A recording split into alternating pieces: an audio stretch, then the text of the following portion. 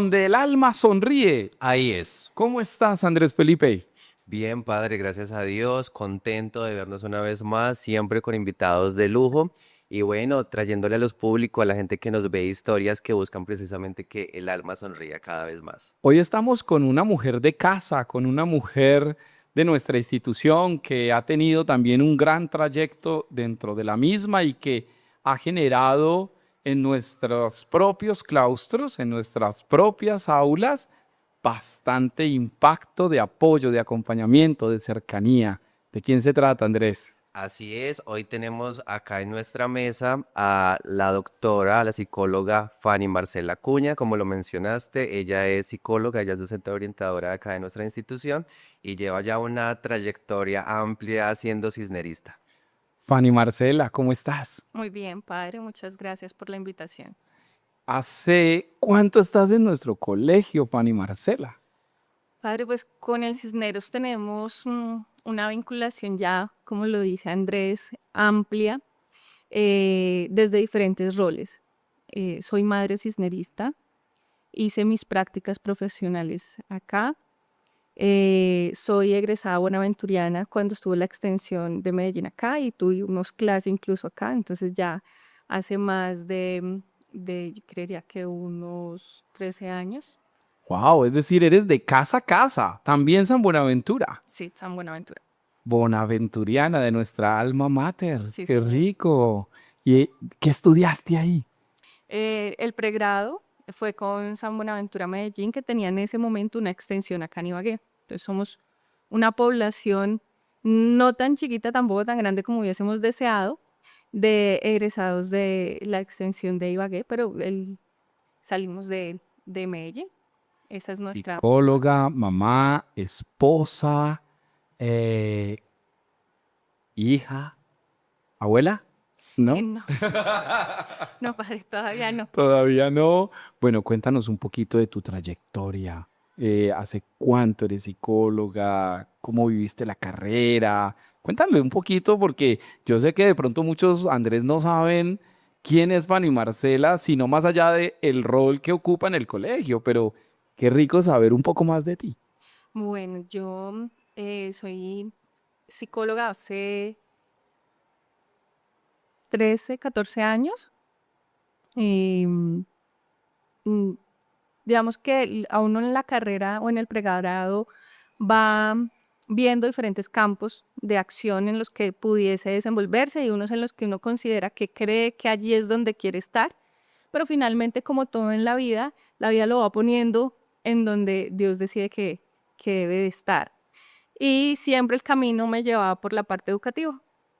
Entonces, desde las prácticas se hicieron posibles en el sector educativo y una vez me gradué, la primera posibilidad de trabajo que tuve fue con un jardín infantil, también a quienes agradezco mucho, a Vertica, quien me dio la oportunidad de hacer ese primer espacio de la parte ya profesional en educativa. Y ya después entonces vuelvo a Cisneros también desde la parte de orientación escolar, acá hice la práctica, un semestre de práctica, y he estado en Cisneros todo el tiempo.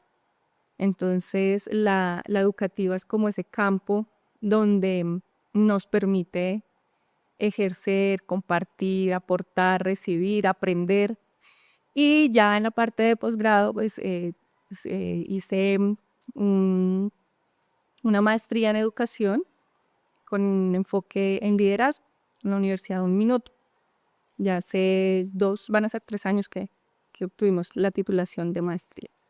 Marcela, y ahí nos cuentas un poquito de esa historia académica que has desarrollado durante estos años, pero cuéntanos cómo fue esa niñez de Marcela, cómo estaba conformado ese núcleo familiar, ya que pues el podcast de hoy habla precisamente de eso, de la crianza. Cuéntanos cómo fue el trabajo de mamá y de papá, de hermanos si los hay, para tener a la Fanny Marcela que está acá hoy con nosotros. Bueno, pues más adelante de pronto lo toquemos, pero sí, efectivamente, cada una de las experiencias que nosotros tenemos en nuestra vida influyen mucho en cómo vamos siendo, ¿no? Cómo nos vamos desarrollando, nos vamos desenvolviendo en la vida. Y pues esa infancia em, tiene algunos aspectos positivos, otros no tan, pero que finalmente contribuyen a lo que soy. Sí, estoy en nazco en una familia disfuncional, lo que se llama la familia disfuncional. Em, Tengo 5 hermanos, soy de las menores. Em, Mi mamá se separa, yo me voy con mi mamá de la casa, mis hermanos quedan con su papá, que no es mi papá. Y ahí hay pues una serie de situaciones familiares que sí o sí lleva a que se enfrenten diferentes retos y diferentes dinámicas para afrontar en la vida, pero siendo muy pequeña. Ya después, pues mamá busca la manera de otra vez estar con mis hermanos, que son más grandes que yo, porque mi hermana y yo somos más pequeñas. Tengo una hermana menor y ya volvemos a estar todos, pero pronto, y iniciando ese proceso cercano a la adolescencia, hay una experiencia que marca de manera significativa y es pasar de ser de la menor a ser la mayor, porque nace mi hermanita y mis hermanos que ya están en un momento, ya saliendo de la adolescencia, en una etapa productiva, empiezan a migrar a Bogotá por motivos de trabajo. Entonces, ¿Tú una eres de casa, Ibagué? somos de Ibagué, Ok, toda tu familia es ibaguereña. son tolimenses, pero Ok. por trabajos del esposo de mi mamá, nacieron en diferentes ciudades, pueblos del Tolima. Ok. Entonces, eh, esa dinámica pues marca ciertos cambios drásticos. Entonces, pasar de ser la niña de la casa, la consentida, la pequeñita, a asumir roles de hermana mayor con una niña más pequeña en condición de discapacidad. Mi hermana tiene parálisis cerebral infantil. Y a tener una casa, digamos, pues ruidosa, donde hay mucha gente, donde hay muchas personas, a tener una casa pues más bien silenciosa, porque pues mamá trabaja y se queda Marcela sola con su hermanita. Y toda esa dinámica que empieza a partir de allí, pues es un cambio significativo y marca algunos intereses. Yo creo que hasta cuando estuve en el colegio, ya a finalizar, em, no fue muy bueno mi desempeño académico, porque tenía una situación allí que no estaba diagnosticada y en esa época también no era muy fácil evidenciar muchos aspectos que hoy en día son más fáciles de evidenciar en el ambiente educativo. Entonces, no era una falencia cognitiva, pero se me dificultaba mucho tener logros académicos. Entonces, entendía muy bien y me apropiaba muy bien de los contextos, de los contenidos, cuando era con la parte oral. Entonces, si yo veía, si yo escuchaba muy bien, tenía muy buena habilidad para comunicar, pero si era leer y escribir y todo lo que con ello tuviera que ver, era muy difícil y lo vengo a entender incluso ya después del pregrado. Digo, bueno, tienes todos los criterios para una dislexia, ¿ok? Entonces empezó a entender por qué en esa adolescencia, que es el tema que nos llama ahora, era muy difícil, que estaba segura de que yo tenía capacidades, pero que aun cuando yo tenía las capacidades, no era igual que esos chicos que tenían muy buen desempeño. Wow. Y era difícil estar allá, o sea, creo que nunca estuve allá en esa parte representativa. Tenía muy buenos docentes, que yo les llamo buenos maestros, que a veces lo hablamos en las capacitaciones, de esos que te quedan de referente, que lo veían. Entonces sabían dirimir muy bien en que tuviera el conocimiento, evaluando muy bien lo que veían en mí como estudiante en ese momento. Digamos que así como a grandes rasgos, son como las cosas que marcan en mi proceso. Wow. Qué bonito, qué impactante. Yo ahí tengo pues muchas preguntas, la verdad, de toda esa historia, de esa niñez, pero quiero hacerte precisamente dos. La primera es, hemos visto que en la actualidad la tendencia de las familias de hoy en día es que cada vez los hijos se reduzcan, ¿no? Ya vemos familias donde hay uno, máximo dos hermanos, e incluso jóvenes que dicen yo no voy a tener hijos. ¿Qué ventajas o desventajas, qué bueno, qué malo, como lo quieras catalogar, tuvo para ti ser de una familia numerosa de 5 hermanos y de ser sobre todo de los hermanos menores? Eso por un lado. Y por otro lado, ¿en qué momento Marcela de su vida se sentó y dijo, yo con todo lo que he vivido, con mis experiencias, voy a dedicarme a la psicología? ¿Fue tu primera opción? ¿Llegó a tu vida? ¿Cómo fue ese descubrir? Bueno, eh, yo creo que Pimpinela tiene una canción de las familias, ¿cierto? Que habla de que es una familia loca, que tiene, bueno, mi recorrido musical es como de más atrás porque mis hermanos son mayores. Entonces, Pues citando sí, Pimpinela, sí, si esto bien lo ven atrás. algunos chicos, no, pero sus ¿Qué, papás sí lo van a qué diría entender. hoy alguien que escucha a J Balvin? ¿Quién es ¿Quién es Pimpinela? Pimpinela? Sí, sí. Y yo escuchaba esa canción y siempre pensaba en mi familia, porque es Ujú. tal cual, o sea, las experiencias nos marcan y esas experiencias pueden ser personales o vicarias. Es decir, yo veo una experiencia en Andrés y a partir de lo que yo estoy leyendo, observando de esa experiencia que él tramita, yo tengo un aprendizaje. Es vicario porque está en otra persona. Y Ok. eso me permitió, o me sigue permitiendo todavía, el tener una familia numerosa. A veces uno se agrada, a veces no, a veces se acerca, a veces se distancia. Pero más allá de eso, pues es la familia y son mis hermanos. En algunas cosas nos parecemos mucho. Los sobrinos tienden a decir, son igualitas todas. Mis tías son igualitas todas. Solamente es un hermano varón. Y en otras, pues seremos muy diferentes.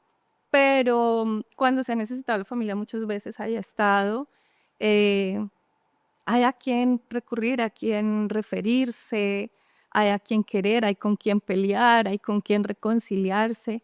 Em, hay seres a quienes querer. Qué bien. Y de repente, eh, cuando uno tiene la posibilidad de observar familias más pequeñas, uno dice, si fuese yo, caramba, sería muy difícil, ¿cierto? Porque en algunos momentos quienes están ahí son la familia.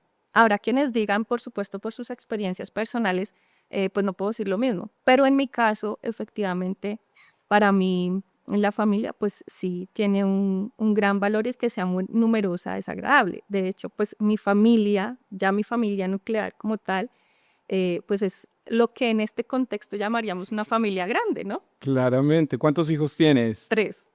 3 hijos. Ujú. ¿Cuántas mujeres? ¿Cuántos hombres? Tengo 3 hijos, son 2 niñas cisneristas. Ya Sarita es egresada, está estudiando en la universidad, Marianita y Juanito, que todavía están acá en el colegio. Y de cien hecho, por ciento cisnerista. yo los molesto diciéndoles que cada uno me tiene que dar 3 nietos. Mm. Entonces a veces están en su época que dicen, se los dará a todos Juanito, o no, no, no voy a tener. A veces dicen, listo, yo te doy uno, pero es adoptado. Otras veces dicen, no, yo no voy a tener hijos. Los adolescentes tienden mucho a decir, con todo este material anticonceptivo, ¿cómo me pides nietos? Ok, ¿No es cierto? ok. Pero son como posturas de ellos en diferentes momentos y Sí. marcados también a, alguna experiencia, algún momento de particular, pero es como la manera. Sí me gustan las familias Qué grandes, bien. esperar quien llegue en Navidad a la casa, Qué creo bien. que me gusta. Marce, ¿qué te llevó a la psicología? Pues no fue mi primera opción. Mi primera opción fue derecho. Eh, creo que mi sueño frustrado es la neuropediatría, ni siquiera el derecho. Em, la condición de mi hermana resultaba en algún momento frustrante y ese deseo uno de, dice una colega, esa necesidad de ser redentor. Em, Le llaman algunos el síndrome del mesianismo, ¿no? exacto, que no es tan chévere ni tan saludable en algunas ocasiones. Ok. Entonces, de repente, pues, por la aparición en el que llega, ¿no? Un adolescente, la hermana menor, la condición. Entonces, tenía siempre bailando la idea de una neuropediatría, una neuropsicología infantil, una neurocirugía infantil. Y el plan era ese. Pero pues no se contaba como con muchos medios, tampoco había como ese alguien que diga, bueno, hágale, ¿dónde va a ir? Camine, buscamos, miremos que es también el acompañamiento que se necesita en esa época y no es por falta de deseo de hacerlo, de intención, sino pues porque también quienes nos acompañan a veces no tienen el recurso ni las herramientas porque tampoco las tuvieron. En el colegio yo me iba a ir por un área, digamos, de industrial y un maestro que tenía allá me dijo, no, porque usted siempre ha dicho que es medicina, porque es neuropediatría, pues no es que se va para ciencias y matemáticas. Pues a ciencias y matemáticas. Se lo agradezco mucho porque me gusta. Y ya cuando salgo, pues sin esa guía, sin ese acompañamiento y un poco en duelo de haber ya cada quien por su lado en 11, empiezo a revisar y dentro de mis habilidades, pues veía el derecho como una opción y estaba más cercano y una de mis hermanas estuvo dispuesta como a tomar un crédito por mí y empecé en el derecho, hice 2 semestres. Las cosas se complican pues para mi hermana a nivel económico, no puede seguir ayudándome y pues que hasta allí opto por una tecnología, hice una tecnología en sistemas con énfasis en mantenimiento de redes, hace muchos años, mantenimiento de redes, nada, tecnología de sistemas, nada, hay que pedirle Nuevo ayuda, para mí esto. hay que pedirle ayuda al ingeniero siempre. Wow. Eh, pero también pues fue significativo, se hizo, se cumplió, se logró, se conocieron muchas personas, se hicieron muchas experiencias. Ya para esa época pues ya me conocía con mi esposo, ya después de obtener el título o cerca de obtener el título de la tecnología, nos casamos y una vez, ya después, a los 2 años que llega Sarita, me dice, ¿quieres seguir estudiando? ¿Vas a seguir estudiando? ¿Qué quieres hacer? Y pues ya han pasado muchas cosas, uno está en otra etapa de la vida y aparece por allí, ¿será psicología? Y entonces empezamos con psicología y cada vez que iba avanzando más en los temas, entonces que vemos procesos, que vemos neurociencias, que me llama mucho la atención. Entonces iba afianzando el deseo de estar allí, de sentirme que era un lugar donde me sentía cómoda y quería estar. Obviamente la psicología trae con ello confrontaciones, ¿no? Nosotros decimos algunos psicólogos que más o menos al 6º semestre entra uno, sabe si es o no es y se confronta muchas cosas y también importante hacer en su proceso. Y es así como termino con la psicología. ¿Qué es lo que tú más amas de la psicología, Marcela? Uy, es que la psicología permite dar y recibir tanto. En la psicología tú recibes con cada paciente, recibes con cada persona, en este caso con cada estudiante, con cada familia, con cada papá, con cada persona que interactúas desde el hacer profesional.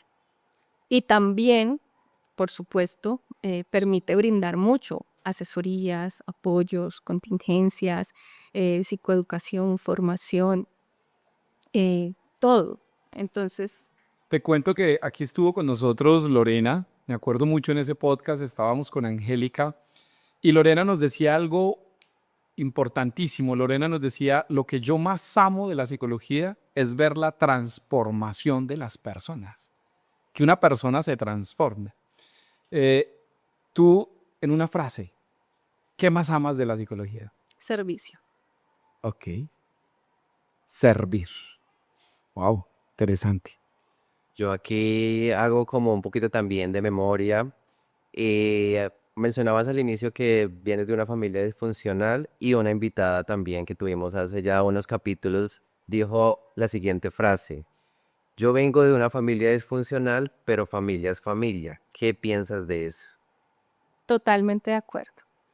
Digamos que el término disfuncional, funcional, tradicional, no tradicional, son unas categorizaciones y permiten que nos comuniquemos y que hablemos de un contexto específico. Pero la familia efectivamente es la familia.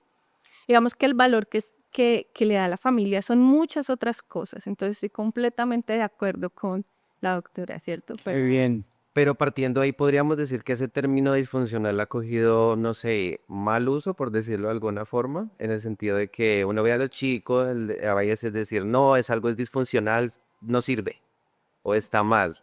Creo entonces que según lo que plantean, podríamos replantear, valga la redundancia, la interpretación de esa palabra disfuncional en este caso.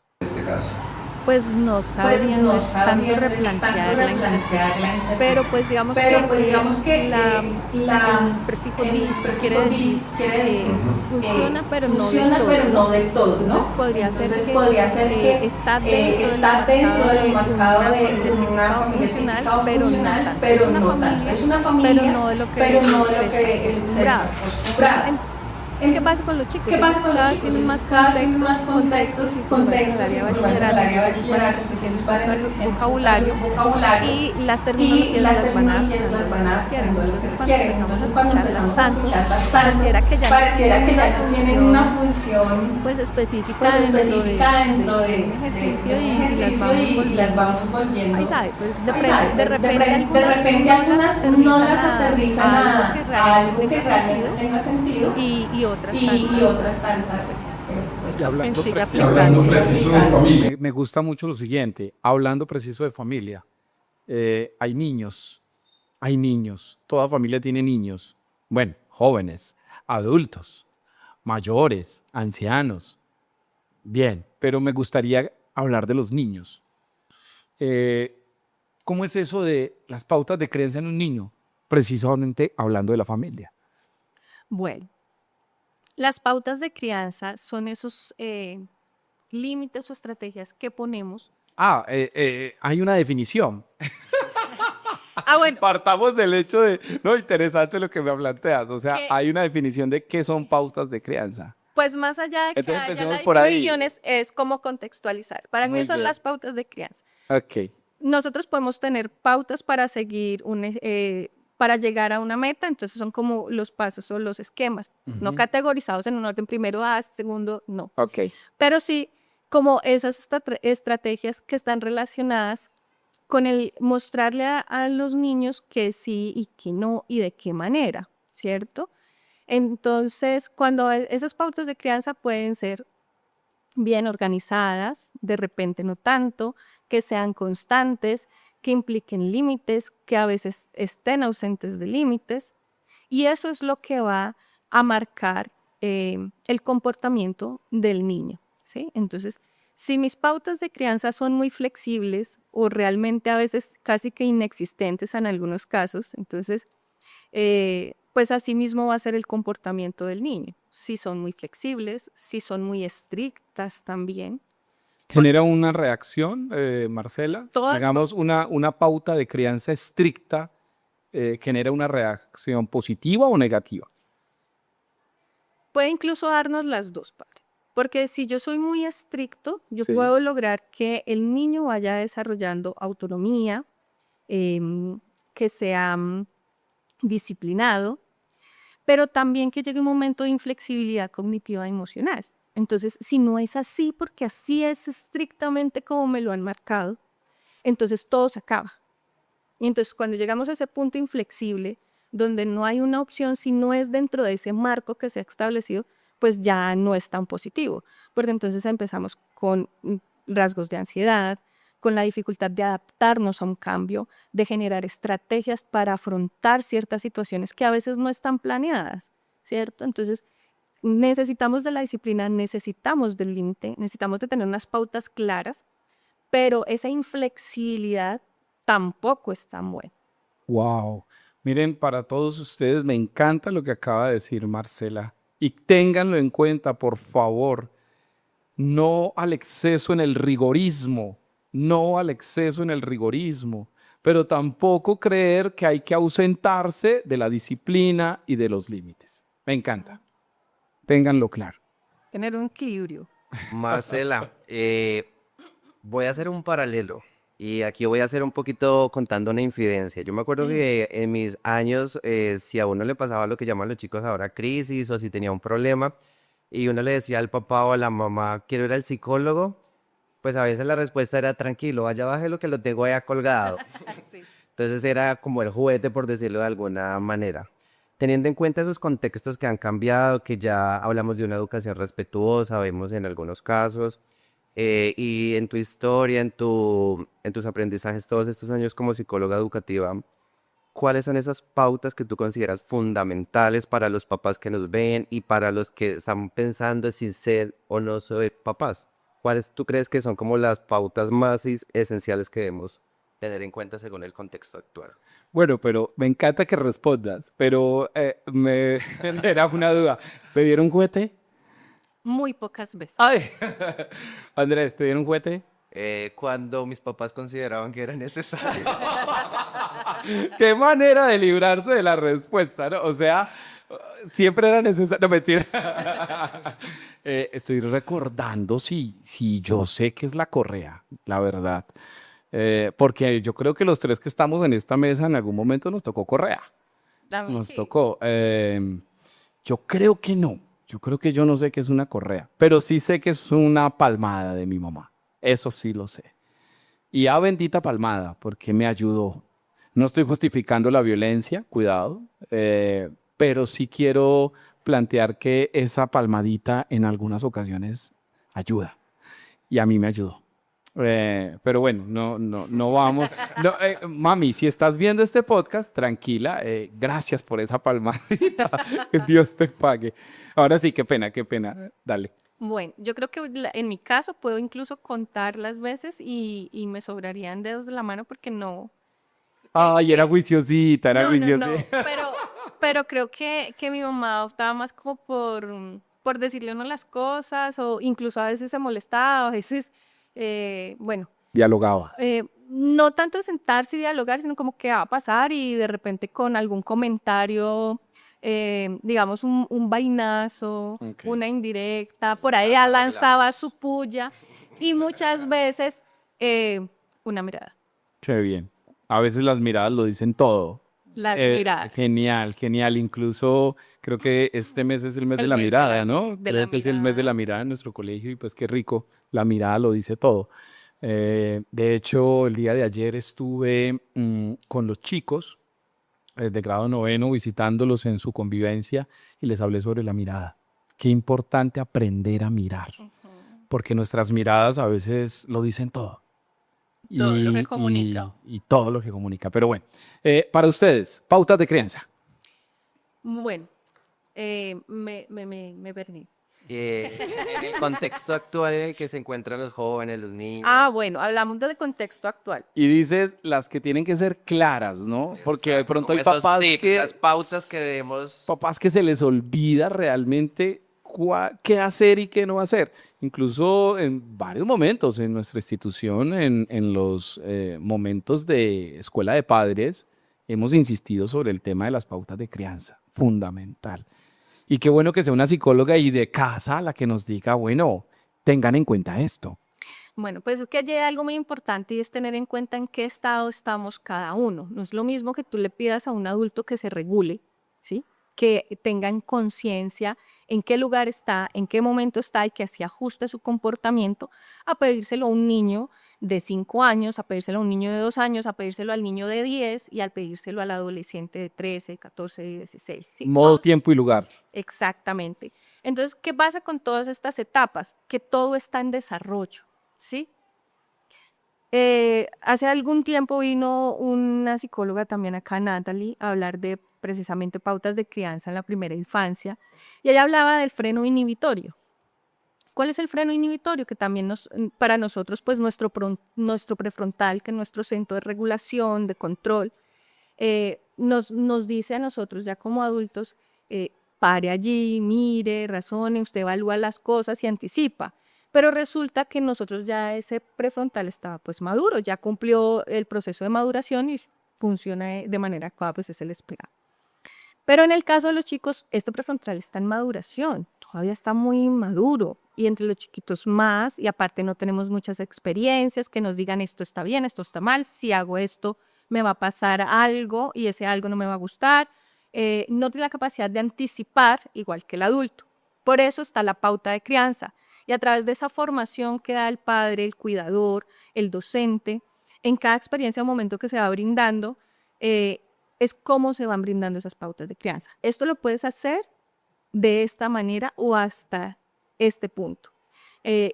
Vamos a estar dentro del salón, vamos a empezar clase, entonces vamos a estar en silencio, sacamos los útiles, el resto lo guardamos. Eso en cuanto a pautas, hablamos. En cuanto a crianza, la pataleta. hablando de los más chiquitos. Entonces va la mamá, va el papá, va la abuelita con el niño y el niño se está arrastrando, está brincando, y siempre somos muy dados a criticar, ¿no? Sí. Entonces, no, esta señora no le dice, le daría un pellizco. Y si la señora de repente le da el pellizco, entonces tan maltratadora, cómo es de atrevida, cómo hace eso. Sí, sí, sí, sí, sí. Desde la barrera todos tenemos la solución.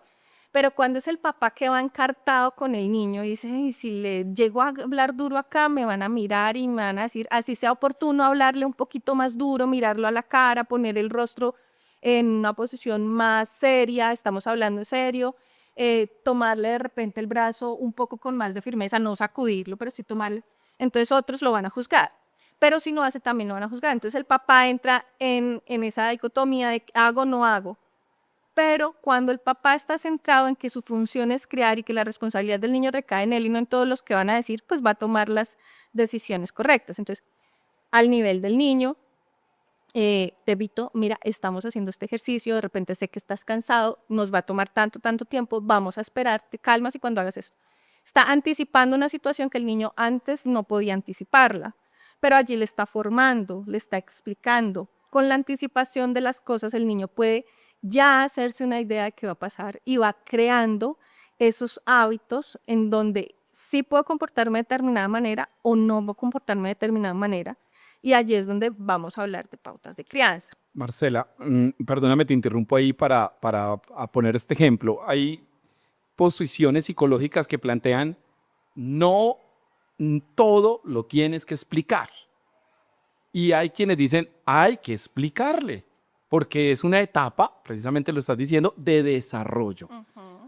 Pregunto, ¿qué se le explica y qué no se le explica? Porque esto es complejo. Los chicos dicen, ¿y por qué? ¿Y por qué? ¿Y por qué? ¿Y por qué? En el caso de los niños, de la famosa etapa de sus por qué. Pero también hay otras etapas donde ellos dicen, no, no lo voy a hacer y punto. Pero resulta que cuando el papá se lo explica y le dice exactamente por qué lo debes hacer o no lo debes hacer, se abre una esfera de su comprensión y acepta. Entonces, esta discusión de qué explico y qué no explico, ¿tengo que explicar o no tengo que explicar? Bueno, los niños también copian y modelan ciertos comportamientos, ¿no? Entonces, a veces ellos ven que cuando nosotros estamos hablando podemos negociar ciertas cosas. Entonces, a veces ¿y por qué? Más allá de querer que me den una explicación para yo entender, es dilatando una situación o tratando de ganar espacio para lo que yo quiero conseguir, ¿cierto?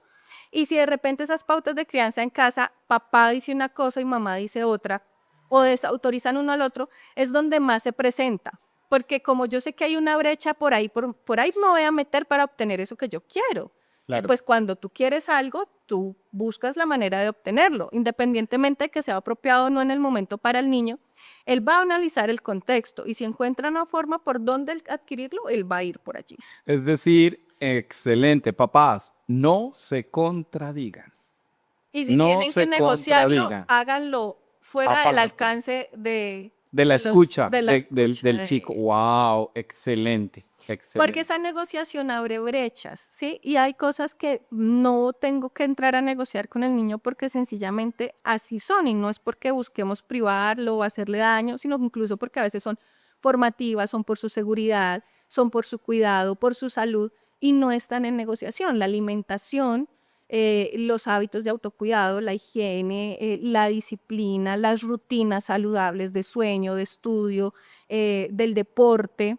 Entonces hay cosas que llegan a un punto donde no son negociables porque no las estoy haciendo para ver si de repente, sino porque estoy en el propósito de formarte y brindarte las mejores herramientas para la vida, porque finalmente eso es lo que hacemos.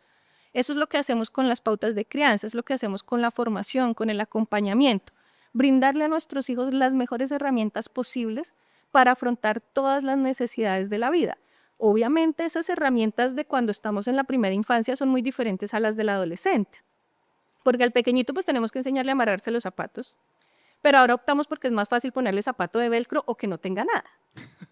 Entonces es más fácil y económico en tiempo y me demanda menos enseñarle a amarrarse que comprarle un zapato de velcro. El niño no se frustra y le quito la posibilidad de frustrarse y saber cómo actuar frente a la frustración Y yo también me evito el malestar de frustrarme, de ver que no aprende de una vez porque necesitamos salir rápido y de chocar con él y soluciono fácil, pero resulta que es que cuando yo aprendo a amarrarme el zapato, mis habilidades motrices se desarrollan, fortalezco mis deditos y eso me sirve para hacer otras actividades. Y no voy a aprender a amarrar solo el zapato, voy a aprender a hacer otros nudos y cuando yo necesite amarrar algo lo voy a hacer y eso va implicando que yo desarrolle autonomía y que mi desarrollo motriz fino sea el que se necesita. Pero si yo elimino los procesos donde vamos a generar la estimulación, el aprendizaje y la práctica, pues realmente no voy a promover mucho.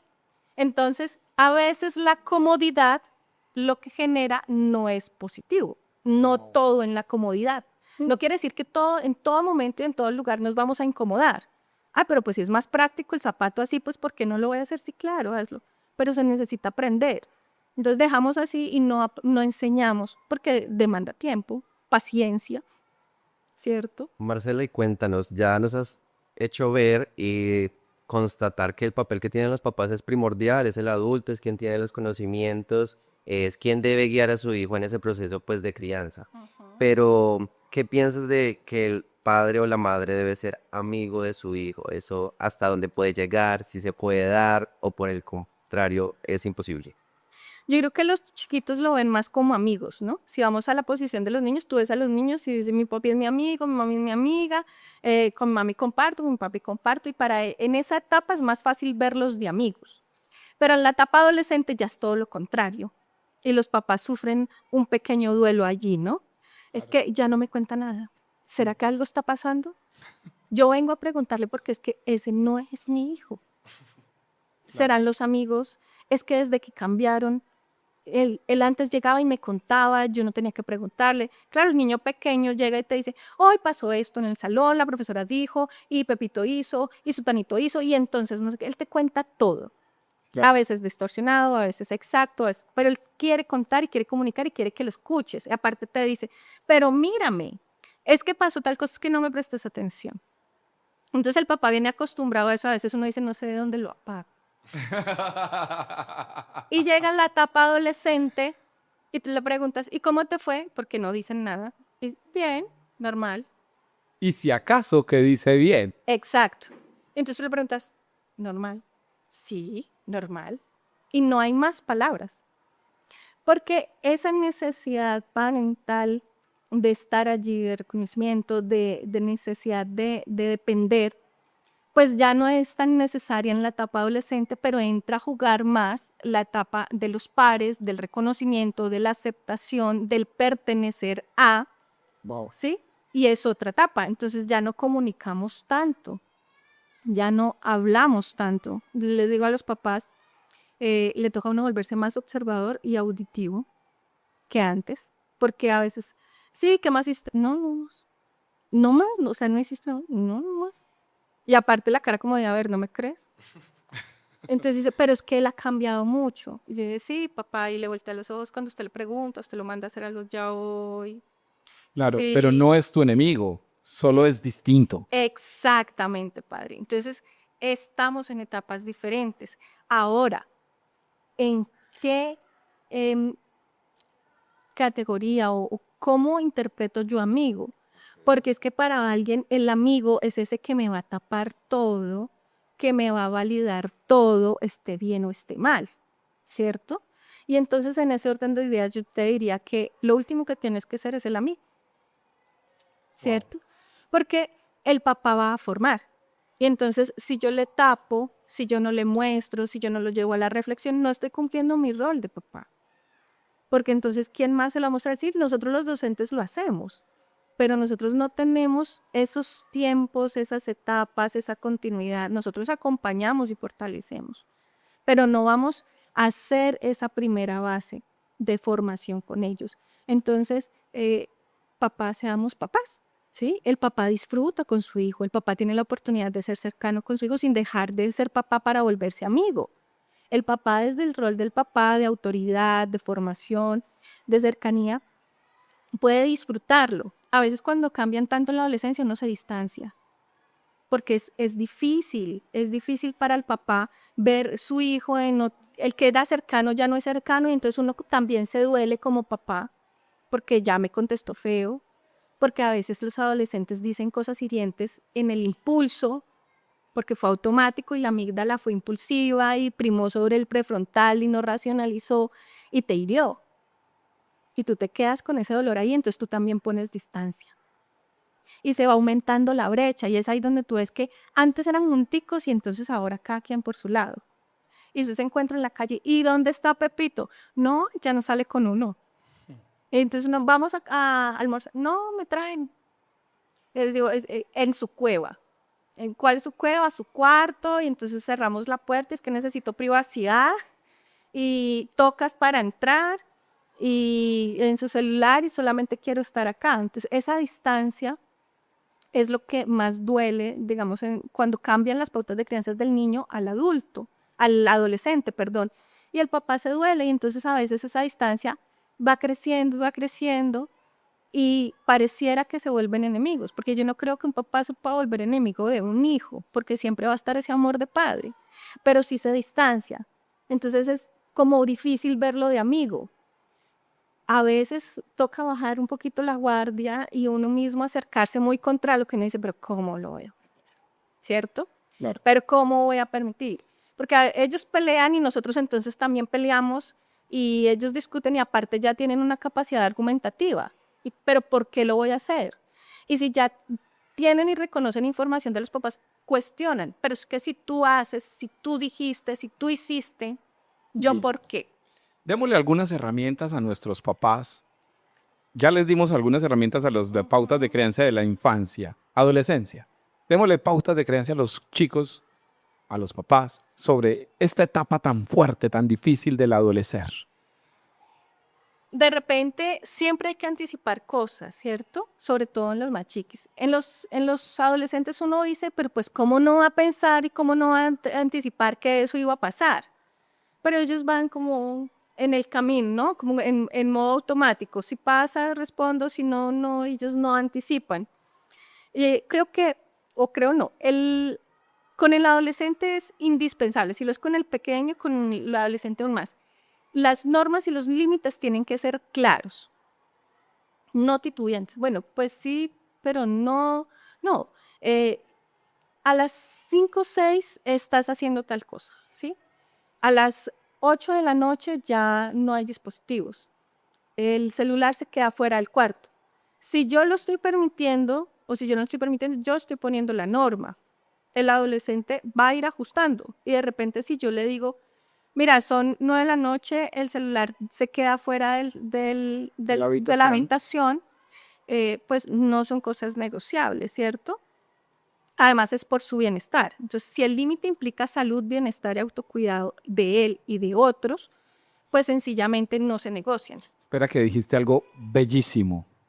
El límite proporciona salud, bienestar y autocuidado. Me encanta eso, porque a veces hemos hecho una lectura negativa del límite. Y creo que en lo que nos estás proponiendo hay una lectura positiva del límite. El límite es positivo, es necesario, porque me genera salud, bienestar y autocuidado. Me gusta. Pero si yo lo dejo todo libre, Claro. pues voy a andar desbocado. Y si aparte no tengo todavía un freno inhibitorio, mi freno inhibitorio es externo. Es mi papá, es mi mamá, es mi abuela, es mi tío, es el profesor. Eso te iba a preguntar. Están conectados. Andrés iba para allá, Andrés iba para allá. Dale tú. Bueno, pero no sé si quieras terminar la idea. Última. La complementamos. ¿Sí? Bueno, quiero acudir a tu dualidad de psicóloga cisnerista y madre cisnerista. ¿Cuál es tu postura, pues, desde ambos aspectos frente a la postura de la educación, de los profes? Me explico. Por ejemplo, Pepe Mojica decía que en la escuela se debe aprender de matemáticas, física, todas las ciencias exactas, por decirlo de alguna forma. Y en la casa es donde se enseñan valores, el comportamiento, etcétera, etcétera. ¿Crees que el contexto actual permita que eso se cumpla o el profe ahora debe enseñar también valores, reforzarlos, guiarlos? ¿Cuál es tu postura frente a eso desde la parte psicológica, desde psicóloga, y frente a la postura de madre? Uy, qué pregunta tan difícil, Dios mío. Además, porque es que salen muchas respuestas. Una, el contexto. Dos, si el docente está para formar integralmente o solamente académicamente. Y O sea, esto está como para otro corresponde al papá. podcast. Y tres, una dualidad donde ciertamente, como psicóloga, si es el caso de mis hijos, tengo que consultar a otro psicólogo. Ok, claro. Porque por más No que puedo uno ser juez y trate, parte. sí, uno se esfuerza y muchos profesionales lo hacemos y llegamos al quick del asunto y lo manejamos. Pero hay otras donde uno dice, ven, por ahí no tanto, más ajusta lo que estás haciendo. En cuanto a que si los profesores tienen o no parte en la formación integral, cuéntame cuál es el profesor que tú no puedes olvidar del colegio, por algo positivo. Por algo positivo, tengo una profesora de sociales que ella lo que hacía era facilitarles como las herramientas a los estudiantes que no contaban para adquirirlas. Digamos que sus papás no tenían las posibilidades y me gustaba que ella trataba de hacerles como la vida más fácil a los estudiantes. Eso fue algo que me impactó mucho en la Pero docencia. no dándole a manos llenas, sino proporcionando diferentes estrategias, ¿cierto?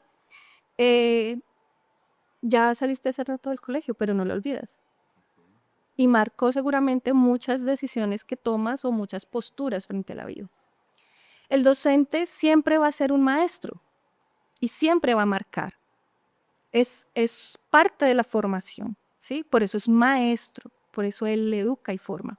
Ahora, no se le puede delegar toda la formación integral de la persona al docente, porque el docente tiene una función de formar académicamente, pero pues no se va a desligar el ser del docente en el proceso de formación. Ciertamente sí se requiere sí o sí la formación, el compromiso del papá. Porque no la reemplaza. No la reemplaza, no la va a reemplazar nunca. Puede mitigar, puede ayudar, puede fortalecer, puede apoyar, pero no la va a reemplazar y no es el rol. El rol del docente es el rol del docente, es figura de autoridad, de respeto, de formación, de acompañamiento. Puede ser modelo, porque muchos docentes se convierten en modelo para unos estudiantes, ¿cierto? Y ahora que lo mencionas, claro, mi profesor de filosofía era mi modelo. Mi modelo a seguir, 10º y 11, no sé qué hubiera hecho de mi vida sin el profesor Evelio Cadavid, Dios lo bendiga donde esté. Y efectivamente, era mi modelo. Exacto. Tienes toda la razón. Fíjate que, perdóname interrumpirte, es modelo, sí te da un nivel axiológico, pero no se desprende de su saber epistémico. Entonces, no es fácil encontrar esos docentes, ¿no? Que tienen el ámbito del equilibrio entre lo que aportan en valores y lo que aportan en conocimiento. Claro. Ok. Entonces es importante y por eso es que siempre hablamos de trabajar en equipo, ¿cierto? Se necesita una articulación y una coherencia. El profesor le está enseñando límites, por eso hay unas reglas de clase, hay unas reglas hay unos encuadres, ¿cierto? En los encuadres dejamos escrito y articulado cuáles van a ser las reglas del juego. Pero si en casa todo lo flexibilizamos, pues esa articulación no se da. Y es muy difícil lograr la meta. Efectivamente, podemos encontrar estudiantes que a pesar de que hay esa dicotomía, que en un lugar no nos exigen, no ponemos límites y en el colegio sí lo están, finalmente prima esa influencia, pero no lo vamos a encontrar marcado de una manera significativa si no se hace articulado, de una correlación, es una corresponsabilidad, la responsabilidad que tiene el padre de familia de apoyar los procesos del colegio, de formación del colegio, y la responsabilidad que tenemos nosotros también de fortalecer, acompañar y apoyar esa formación que está en casa. Bueno, esto está muy bueno, pero esto es como para usted tener otro podcast, Fanny Marcela. Y si entramos a hablar de adolescencia, mucho más. Ok, pues bueno, vamos a dejar pendiente el de la adolescencia porque me gusta también que lo podamos abordar. Bueno, reto. ¿Quieres reto? Sí, vámonos al Pues soy reto. poco arriesgada, pero vamos al reto. Ok. Bueno, por aquí todo el equipo de producción y contenido nos propone un reto interesante. Respuesta corta, directa y honesta. Ojo Ante, pues. ante algunas situaciones que te vamos a plantear. Ok, nos vamos para el reto. Corta y directa, ¿no? Corta y directa, no puede ser así. Se da la más o salvedad, no puede menos. ser extensa como acostumbra Marcela, ¿ok? Ok. O depende, no puede, no cabe el depende. Tampoco evitativa. Ok, ok. Bueno, Ok. un error grave que cometen los padres de hoy en día.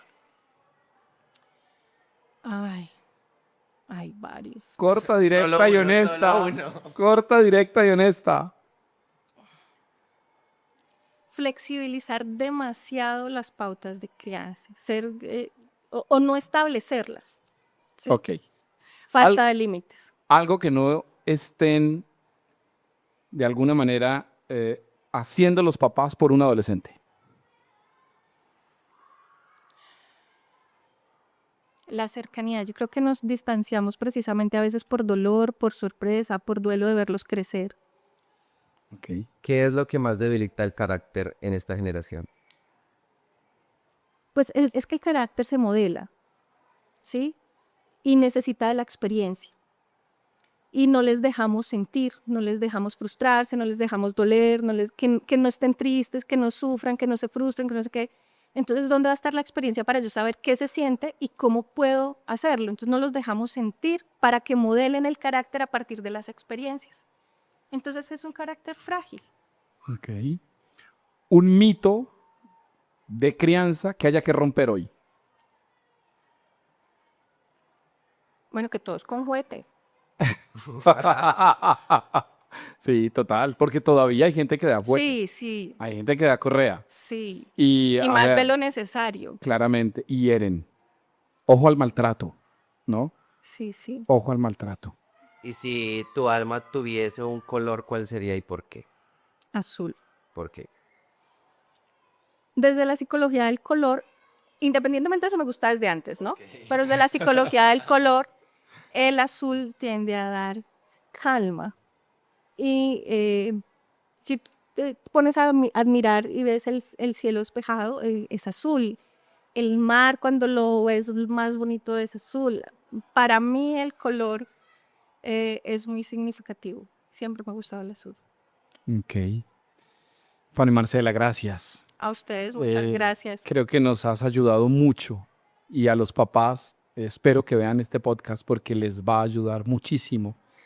Ha habido palabras muy fuertes: formación, carácter, límites, control, disciplina, Coherencia. coherencia, correspondencia, articulación, tolerancia a la frustración, motricidad. Es decir, son muchos elementos los que nos has brindado y creo que hay que irlos como rumiando para irlos también adhiriendo en nuestra formación. Autonomía. Gracias, de verdad. ¿Te sonrió el alma? Sí, sorprendentemente porque estaba muy temerosa. Ya decía definitivamente psicóloga, no periodista, no medios. Los admiro. No, pero muchas gracias. Facilitaron todo para que fluyera. Gracias. Gracias a ti, ustedes. Andrés. Un gusto estar contigo. Padre, un gusto. Recordarle a todas las personas que pueden escribirnos, dejarnos mensajes si quieren o quieren tener un invitado especial, si quieren algún tema en particular, por favor, no olviden darle me gusta al video y que por favor nos dejen ahí todos los comentarios que tengan. Claro que sí. Así quedamos con todos ustedes. Y próximo miércoles tendremos otro invitado, otra invitada. Alguien que nos va a seguir iluminando en esta mesa de expertos, porque donde el alma sonríe. Ahí es. Chao.